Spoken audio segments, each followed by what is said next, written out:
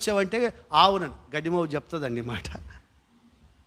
ఇవి కాదని చెప్పాల్సింది, ఇవి కాదు చెప్పాల్సింది. నాన్న ఒకప్పుడు మన పరిస్థితి ఇది.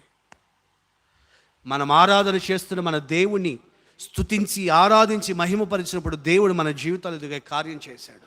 ఈనాటికి మనం ఇదిగో ఇలా ఆశీర్వాదకరంగా ఉన్నామంటే అది దేవుని కృప. ఇదిగో మనం ఇదిగో ఇలా నడిపించబడుతున్నామంటే ఇది దేవుని కృప. పలానా టైంలో చాలా ఇబ్బంది జరిగింది నాన్న మనకి.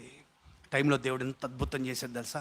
సంఘ ప్రార్థన లాంటి అనుభవం ఉంది, వ్యక్తిగత ప్రార్థన లాంటి అనుభవం ఉందని నేర్పు నీ పిల్లలకి. ఆ పిల్లలు పెరిగి పెద్దవారైనప్పుడు దాని నుండి తొలగిపోకుండా కాపాడబడతారు. దేవునికి స్తోత్రం. మీ కుటుంబాల్లో జరిగినటువంటి సాక్ష్యాలని, అద్భుతాలని మీ పిల్లలకు నేర్పండి. ఈ కథలు కాదు. ఆ రాజుగారికి 7 కొడుకు, 7 ఉంటే ఎందుకు, అనగనగా ఒక రాజుకి 2 భార్యలు ఉండేవాళ్ళు. అంటే ఈయన కూడా 2 చేసుకోమని. ఏం కథలు నేర్పుతున్నాం మనము? ఇవి చెప్పండి, ఇవి చెప్పండి. మన జీవితంలో దేవుడు చేసిన మేలు రా బాబు ఇవి.